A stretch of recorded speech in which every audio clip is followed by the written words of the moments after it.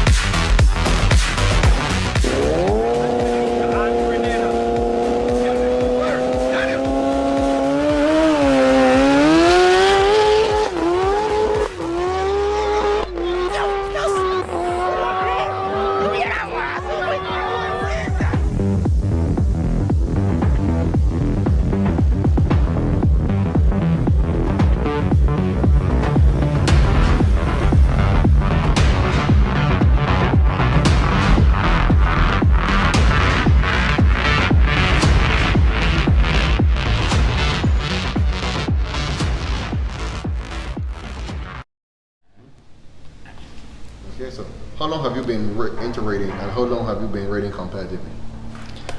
I've been riding from age 16, so that would put me probably just riding over 30 years or so.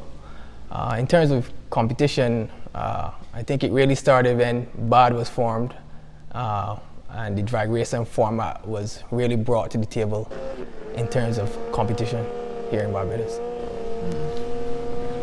Okay, so can you tell me also who or what inspired you to get into motor racing or bike riding, just say? Well, it started a long time back with some friends. Ascriff Blades Buko. He actually taught me to ride. He and the now departed Vince Low Cole Comerbatch. Many fans would know Cole from Bushy Park days. Those were the ones who taught me to ride and basically showed me all the tricks of the trade. Okay, interesting. I guess I'll just easing this one to anyone that you're training right now to ride or? Yeah, I got a nephew, Ronaldo Daniel. We've been coaching him, showing him the ropes. I took him with me on a trip to St. Vincent. He performed pretty well. So trying to mentor him so that he can take over, as time goes on. Yeah. Excellent. Okay, another question would be, is this level of competition difficult before any sponsorship? Yes, it is. I would say motor racing, motorsport is indeed expensive. And without sponsorship, you got to pull your pocket, especially racing parts, performance parts, even the fuel tends to add up. So we definitely need sponsorship in order to be able to perform well and perform at a high level. Okay. And on that note, any sponsors you later show at this time? Or? Yeah, there have been some sponsors that have, from time to time, been involved. We've had Keep in Touch, we've had the Mario Cycle World, and obviously there were some from inception that are still here throughout the time. Owen Proverbs from OP Garage, he was there from inception and he's still here. He's probably on his way here now to work on one of the bikes. Sergeant from Illusion Graphics and WOW Displays, he has shown support from inception and he's still to this day. So got a shout out to those guys. Without them, a lot of the trips, both regional and extra regional, would not even be possible. Okay, understood. All right. Automotive Art has also been very supportive in terms of sponsorship. They have been there on board for a long while. And even when we traveled to St. Lucia, they're supportive on that end as well. Very supportive, I must say. So I also know you've set a number of record times here locally. Where else have you raced? And were you able to set any records overseas as well? Yeah, well, apart from Barbados, I've raced St. Lucia. The record there was like 9.12. I've raced in Grenada as well. The record there, 9.21. And St. Vincent, I don't know if it's still standing, but the last record there was 9.17. I've also raced at Atco, New Jersey. That was a phenomenal experience. The track, again, first class. I've raced as well as Maryland, Washington, and South Georgia Motorsport Race Park. Great. My personal best is like 8.74, and that's at Maryland. Yeah, Okay, yes. So you've mentioned racing in Maryland and you mentioned racing in New Jersey and Washington. Do you use the bike you usually race with here regionally, or is there another bike you use overseas? When I'm there, I race with Team Ricky Gadsden. So I use a ZX14 1400cc dragster. That's fully prepped, thumb shifted, thumb assisted shift, extended swing arm, fully set up for drag racing as part of one of the team bikes. Okay, great stuff, man, great stuff. I guess my question would be too as well. If you had to compare those two bikes, the bike you use overseas versus the one you use regionally, what are some of the major differences between the two, or what do you like most about each of them, or picture that? Well, mine is a 1000, so it's a bit lighter. The 1400 is a bit heavier. The 14 carries a bit more torque. So basically, we leave the line at 9,000 RPM with the 1000. I basically have to be more mild with the ZX14, probably leave the line like 7,500, 8,000 RPM. So, because otherwise it can still rise to the sky with the torque. Okay. So I guess when you were practicing, you would maybe experience some of that as well, like playing around with launch control, different revs and stuff like that. Yeah, definitely. There's sometimes that it really wheeled quarter way down the track and you had to shut the gas and then you're out of the race. So although basically drag racing seemed to be a bit on the harsh side in terms of safety, the environments are still very much controlled and safe because you're going fast, but we're doing it quickly. So we reach high speeds, but we do it quickly. So therefore, it takes away the element of danger so much.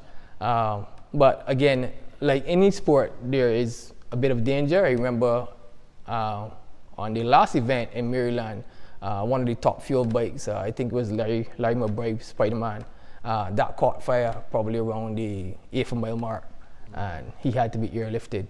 But overall, safety is paramount even in drag racing. And are there any differences you have found between racing here locally and then racing overseas, like whether it be tarmac or any other factors that may have impacted performance, like anything like? Well, yeah, there's a big difference between local and overseas. Obviously, the overseas tracks are international. The standards are much higher. Even to race there, I had to get an NHRA license.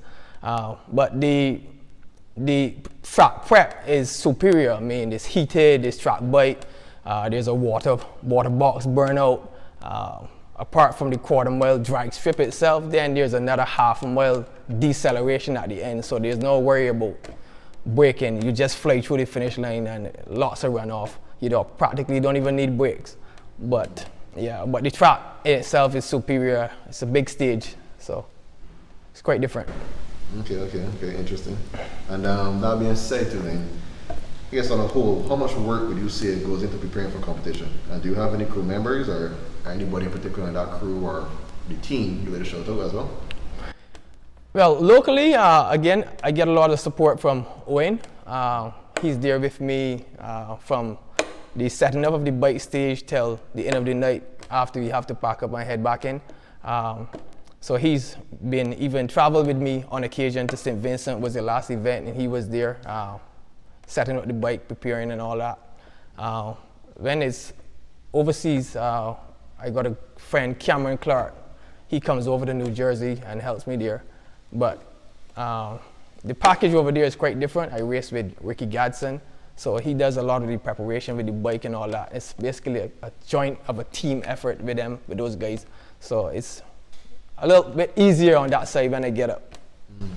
Okay. All right, that's good stuff. And I must say, I see you here sitting on this bike. Is this the same beast that you were setting those records with, or is this a different one? No, actually, this is a newly acquired ZX10. It's the 2020 model. Came in just as the COVID began. So haven't been able to race as yet, but slight differences. The last beast, we have now changed over, retired that from racing basically, and we're concentrating on this one. It carries different engine management. The last one carried the Bazaars, and like everything else, everything is evolving. We are now into using a rulage racing system. That's the new thing everybody's going with. On the street so far, it's performing pretty well, but the test obviously will be come race day. We'll see if on paper it is what it says. Understood. I would have asked you to review much more about the specs of the bike, you know, that's your trade secrets with the farming. So just switch back up a little bit and ask, what has been your best performance or moment or even achievement you would see with accomplished since competitive racing?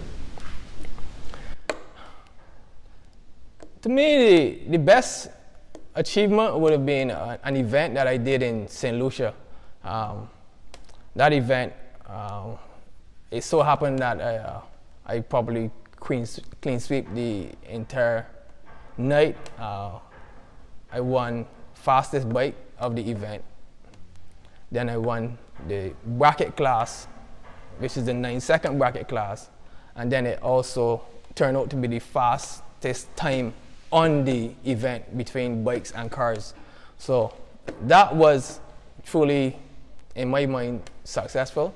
But the most enjoyable for me was the 8.97 record sat here at Tickets with the bad production. To me, that stands out because it was home soil, home crowd, and everybody was just thirsty to see a record.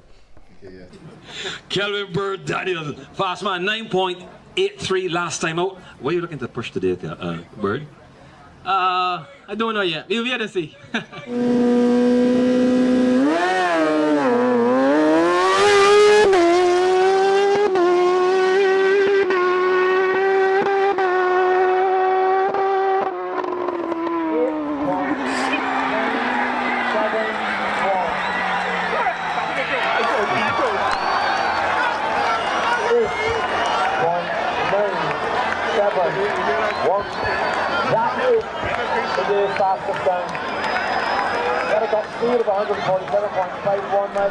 Should be a memorable moment. Then the question I'd like to ask you is as well, do you only perform in drag racing, or do you also do any off-road type riding, or even like, I know some days that track days will do it, the circuit type riding as well? Yeah, no, I prefer to concentrate on the dragging. I do a bit of street riding for recreation, but I prefer to concentrate on the straight line dragging acceleration and try to perfect that. Okay, understood. Okay, and last thing, so just answer, is there anything you would like to see improved or changed with the local drag scene? It doesn't have to be only with regards to bike racing, but it could also be inclusive of, like, you know, drags with cars, or I know some guys use trucks as well. Is there anything you would like to see improved here locally? Yeah, for certain, I'd like to see a home for motorsport. We got a wealth of talent, and everybody's trying to be competitive, although it doesn't seem that way. But at the end of the day, even on the street with the guys, everybody wants to outdo somebody. But if there's a home or facility, then we can go there and know, well, there's an event coming up in March, there's an event quarterly, and and everybody can know, well, we can outdo someone else at that event, as opposed to, you know, taking it to the streets to fight war. Basically, if there's a home, everybody can prepare and everything be more controlled. Would all add better for everybody involved, whether motorbike, dirt bike, cars, rather than everybody trying to do their own. It's probably not feasible. Okay, all right. We just want to thank the Barbados Association of Drivers and Drifters as well as Williams Equipment for sponsoring this episode, and we would definitely look forward to bringing you guys more content and hopefully keeping the scene here locally hyped and be ready as well for what's to come. Almost definitely. Now we talk about why. Did we hear this bad boy start up? All right. Start it up.